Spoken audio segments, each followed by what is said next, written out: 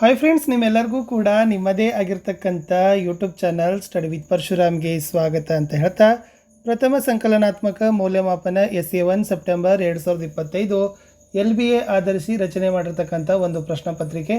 So ದಯಮಾಡಿ ವಿಡಿಯೋನ like, share ಮತ್ತು ಸಬ್ಸ್ಕ್ರೈಬ್ ಮಾಡೋದನ್ನು ಮಾತ್ರ ಮರೆಯದಿರಿ ಅಂತ ಹೇಳ್ತಾ ಈ ವಿಡಿಯೋವನ್ನು ಶುರು ಮಾಡೋಣ. ಆಲ್ರೆಡಿ 7ನೇ ತರಗತಿಗೆ ಎಲ್ಲ ವಿಷಯದಲ್ಲಿ ಕೂಡ ನಮ್ಮಲ್ಲಿ ಕ್ವಶನ್ ಪೇಪರ್ಗಳು ಸಿಗ್ತವೆ. LBA ಆಗಿರ್ಬೋದು, SC ಆಗಿರ್ಬೋದು.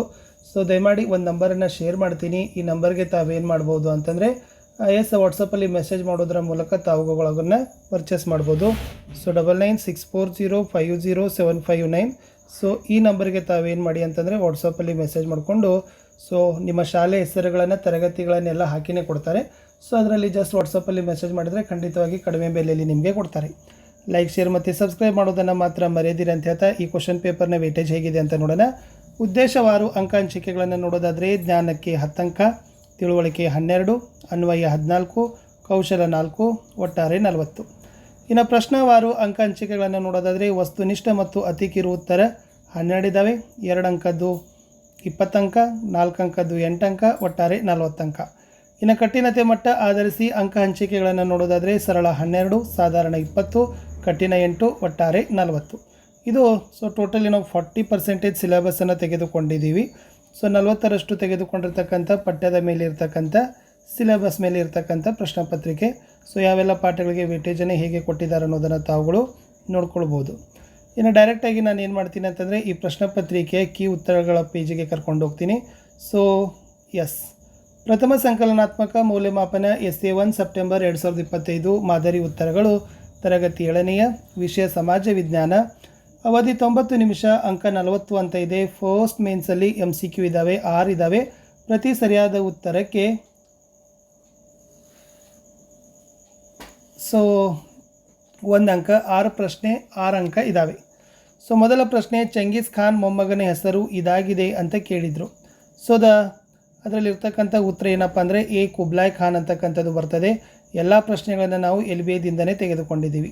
ಎರಡನೇದು, ವಾಸ್ಕೋಡಿಗಾಮನು ಭಾರತಕ್ಕೆ ಹೊಸ ಜಲಮಾರ್ಗ ಕಂಡುಹಿಡಿದ ವರ್ಷ ಮತ್ತು ದಿನಾಂಕ ಅಂತ ಕೇಳಿದರು. ಸರಿಯಾದ ಉತ್ತರ ಸಾಮಾನ್ಯ ಶಕ ವರ್ಷ 1498 ಮೇ 17 ಅನ್ನೋದು ಸರಿ ಇದೆ. ಮೂರನೇದು, ರೆಗ್ಯುಲೇಟಿಂಗ್ ಕಾಯ್ದೆಯ ಲೋಪದೋಷಗಳನ್ನು ಸರಿಪಡಿಸಲು ಬ್ರಿಟಿಷ್ ಸರ್ಕಾರ ಜಾರಿಗೊಳಿಸಿದ ಕಾಯ್ದೆ ಅಂತ ಕೇಳಿದರು. ಸೊ ಅದರಲ್ಲಿ ಇರ್ತಕ್ಕಂಥದ್ದು ಉತ್ತರ ಏನಪ್ಪ ಅಂದ್ರೆ ಆಯ್ಕೆ ಬಿ, ಪೀಟ್ ಇಂಡಿಯಾ ಆ್ಯಕ್ಟ್ ಅಂತಕ್ಕಂಥದ್ದು ಸರಿಯಾದ ಉತ್ತರ ನಿಮಗೆ ಬರಬೇಕು. ಇನ್ನು ನೆಕ್ಸ್ಟ್ ಏನಿದೆ ಅಂತಂದರೆ ಭಾರತದ ಶಾಸಕಾಂಗದ ಹೆಸರು ಏನಂತ ಕೇಳಿದರು. ಸೊ ಭಾರತದ ಶಾಸಕಾಂಗದ ಹೆಸರು ಏನಪ್ಪ ಅಂತಂದರೆ ಅದರಲ್ಲಿ ಸಿ ಸಂಸತ್ತು ಅಂತ ಬರ್ತದೆ. ಸೊ ಸಿ ಸಂಸತ್ತು ಅಂತಕ್ಕಂಥದ್ದು ಸರಿಯಾದ ಉತ್ತರವನ್ನು ನೀವಲ್ಲಿ ಕೊಡಬೇಕಿತ್ತು.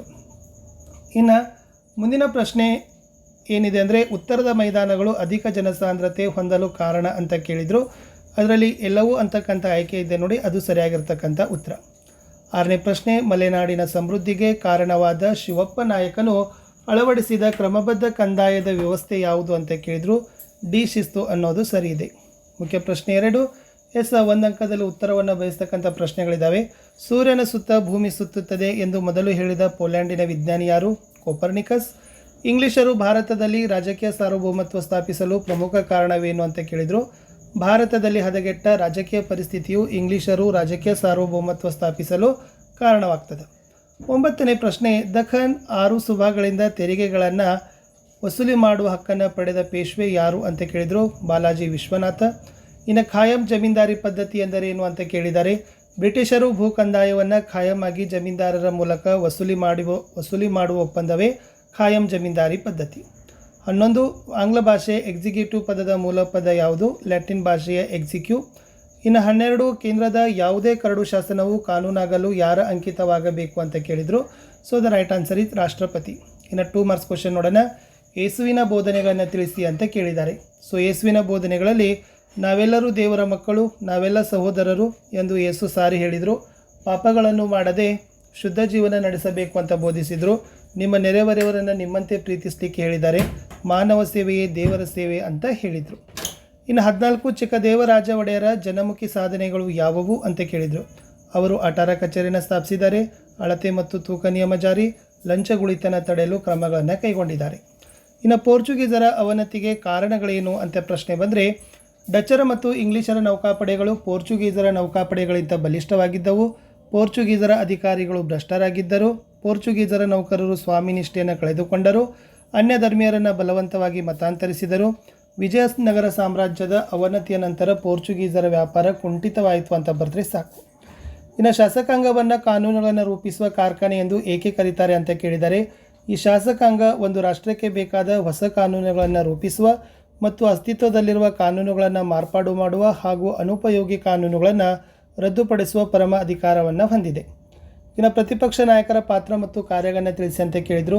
ಇವರು ಆಡಳಿತ ಸರ್ಕಾರ ತಪ್ಪು ಎಸಗುತ್ತಿದ್ದರಿಂದ ಅವುಗಳನ್ನು ಎತ್ತಿ ತೋರಿಸ್ತಾರೆ. ಸರ್ಕಾರದ ನೀತಿ ನಿಯಮ ಪರಾಮರ್ಶಿಸ್ತಾರೆ. ಸರ್ಕಾರ ಮಂತ್ರಿಮಂಡಲ ಅಧಿಕಾರಿಗಳನ್ನು ಎಚ್ಚರ ಮಾಡ್ತಾರೆ ಅನ್ನೋದು ಇತ್ತು. 18 ವಿಧಾನಸಭೆಯ ಅಧಿಕಾರ ಮತ್ತು ಕಾರ್ಯಗಳ್ಯಾವವು ಅಂತ ಕೇಳಿದರು. ಇದನ್ನು ರಾಜ್ಯದ ಶಾಸಕಾಂಗ ಅಂತ ಕರಿತೀವಿ. ಹಣಕಾಸು ವಿಷಯದಲ್ಲಿ ವಿಧಾನಸಭೆ ನಿರ್ಣಯ ಅಂತಿಮವಾಗಿರ್ತದೆ.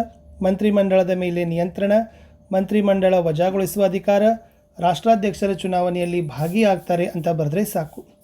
ಇನ್ನು ಭಾರತದ ಪ್ರಾಕೃತಿಕ ವಿಭಾಗಗಳನ್ನು ಹೆಸರಿಸಲಿಕ್ಕೆ ಕೇಳಿದರು. ಉತ್ತರದ ಪರ್ವತಗಳು, ಉತ್ತರದ ಮೈದಾನ, ಪರ್ಯಾಯ ಪ್ರಸ್ಥಭೂಮಿ, ಕರಾವಳಿ ಮೈದಾನಗಳು. ಇನ್ನು ಉತ್ತರ ಅಮೆರಿಕಾದ ಪ್ರಮುಖ ನದಿಗಳನ್ನು ಪಟ್ಟಿ ಮಾಡಲಿಕ್ಕೆ ಕೇಳಿದರು. ಮಿಸಿಸಿಪ್ಪಿ, ಮಿಸೌರಿ, ಕೊಲರಾಡೋ, ಸೇಂಟ್ ಲಾರೆನ್ಸ್ ಇತ್ಯಾದಿ. ಇನ್ನು ಪ್ಲಾಸಿ ಕದನಕ್ಕೆ ಕಾರಣಗಳನ್ನ ಕೇಳಿದ್ದಾರೆ. ಸಿರಾಜ್ನ ಅನುಮತಿ ಇಲ್ಲದೆ ಬ್ರಿಟಿಷರು ಕಲ್ಕತ್ತಾದ ಫೋರ್ಟ್ ವಿಲಿಯಂ ಕೋಟೆ ಬಲಪಡಿಸಿದರು. ಬ್ರಿಟಿಷರು ವ್ಯಾಪಾರದ ರಿಯಾಯಿತಿಯನ್ನು ದುರುಪಯೋಗ ಮಾಡಿದರು. ಬ್ರಿಟಿಷರು ಕುತಂತ್ರ ಮಾಡುತ್ತಿದ್ದಾರೆಂದು ಸಿರಾಜನು ಭಾವಿಸಿದ. ಸಿರಾಜನು ಇಂಗ್ಲಿಷರ ಕೋಟೆಗಳನ್ನು ಸ್ವಾಧೀನಪಡಿಸಿಕೊಂಡ ಅಂತ ಬರೆದ್ರೆ ಸಾಕು. ಇನ್ನು ಭಾರತದಲ್ಲಿರುವ ಪ್ರಮುಖ ಶಾಸನಾತ್ಮಕ ಸುಧಾರಣೆಗಳನ್ನು ಕೇಳಿದರು. ರೆಗ್ಯುಲೇಟಿಂಗ್ ಕಾಯ್ದೆ, ಪೀಟ್ ಇಂಡಿಯಾ ಕಾಯ್ದೆ, ಮಾರ್ಲೆ ಮಿಂಟೋ ಸುಧಾರಣೆ, ಮಾಂಟೆಗೋ ಚೇಮ್ಸ್ಫೋರ್ಡ್ ಸುಧಾರಣೆ, 1935 ಶಾಸನ. ಇನ್ನು 4 ಮಾರ್ಕ್ಸಲ್ಲಿ ಭಾರತದಲ್ಲಿ ಬ್ರಿಟಿಷರ ಪ್ರಾಬಲ್ಯದ ಬೆಳವಣಿಗೆಗೆ ಪ್ರಮುಖ ಅಂಶಗಳೇನು ಅಂತ ಕೇಳಿದರು. ಪ್ಲಾಸಿ ಕದನ, ಬಕ್ಸಾರ್ ಕದನ, ದಿವಾನಿ ಹಕ್ಕಿನ ಪ್ರಾಪ್ತಿ, ರೆಗ್ಯುಲೇಟಿಂಗ್ ಆ್ಯಕ್ಟ್, ಆಂಗ್ಲೋ ಮೈಸೂರು ಯುದ್ಧ, ಆಂಗ್ಲೋ ಮರಾಠ ಯುದ್ಧ, ಆಂಗ್ಲೋ ಸಿಖ್ ಯುದ್ಧ, ಸಹಾಯಕ ಸೈನ್ಯ ಪದ್ಧತಿ, ದತ್ತು ಮಕ್ಕಳಿಗೆ ಹಕ್ಕಿಲ್ಲದ ನೀತಿ. ಇನ್ನು ಭಾರತದ ನಕ್ಷೆನ ಬರೆದು ಕೆಳಗಿನವುಗಳನ್ನು ಗುರುತಿಸಲಿಕ್ಕೆ ಕೇಳಿದರು. ಪಂಜಾಬ್, ಕಲ್ಕತ್ತಾ, ಮುಂಬೈ ಮತ್ತು ಮದ್ರಾಸ್ ಅಂತ ಇದೆ. ಈ ತನ್ನಾಗಿರ್ತಕ್ಕಂಥವುಗಳನ್ನು ಏನು ಬೇಕಾಗಿತ್ತು, ಗುರುತಿಸಬೇಕಾಗಿತ್ತು. ಇಷ್ಟು ನೀಟಾಗಿರ್ತಕ್ಕಂಥ ಉತ್ತರಗಳನ್ನು ಬರೆದ್ರೆ ಖಂಡಿತವಾಗಿ ಅಂಕಗಳನ್ನು ಕೊಡ್ತಾರೆ. ಯಾರಿಗೆಲ್ಲ PDF ಬೇಕು ಅನ್ನೋರು ದಯಮಾಡಿ 9964050759ಗೆ ವಾಟ್ಸಪ್ಪಲ್ಲಿ ಮೆಸೇಜ್ ಮಾಡಿ. ಖಂಡಿತವಾಗಿ ಕಳಿಸ್ಕೊಡ್ತೀನಿ. ಆಮೇಲೆ ಎಲ್ಲ ವಿಷಯಗಳ ಲಿಂಕನ್ನು ವಿಡಿಯೋದ ಡಿಸ್ಕ್ರಿಪ್ಷನ್ ಬಾಕ್ಸ್ನಲ್ಲಿನೂ ಕೂಡ ಕೊಟ್ಟಿರ್ತೀನಿ. ಅವುಗಳನ್ನು ಸಹಿತ ಯೂಸ್ ಮಾಡ್ಕೊಳ್ಬೋದು. LBಯಲ್ಲಿ ಎಲ್ಲ ವಿಷಯದಲ್ಲಿನೂ ಕೂಡ ನಾವು ನಿಮಗೆ ಕೊಡ್ತಾ ಇದ್ದೀವಿ. LBದ ಒಂದು ಪ್ರಶ್ನೆ ಪತ್ರಿಕೆಗಳನ್ನು ಸಹಿತನೂ ಕೂಡ ಆಸಕ್ತರು ಕೂಡ ತೊಗೊಳ್ಬೋದು ಅಂತ ಹೇಳ್ತಾ ವಿಡಿಯೋನ ವಾಚ್ ಮಾಡಿದ್ದಕ್ಕೆ ಧನ್ಯವಾದಗಳು. ನಾನು ಸಿಗ್ತೀನಿ ಹೊಸ ವಿಡಿಯೋದಲ್ಲಿ. ವಿಡಿಯೋವನ್ನು ವಾಟ್ಸಪ್ ಚಾನಲ್ ಮತ್ತು ಟೆಲಿಗ್ರಾಮ್ ಗ್ರೂಪ್ಗಳಲ್ಲಿ ಶೇರ್ ಮಾಡಿರ್ತೀವಿ ವರ್ಕಿಂಗ್ PDFsಗಳನ್ನು. ಅದರಲ್ಲಿನೂ ಕೂಡ ತಾವೇನು ಮಾಡ್ಕೊಳ್ಬೋದು, ನೋಡ್ಕೊಳ್ಬೋದು. ಸಿಗುವ ಹೊಸ ವಿಡಿಯೋದಲ್ಲಿ. ಅಂಟಿಲ್ ಟೇಕ್ ಕೇರ್, ಬಾಯ್.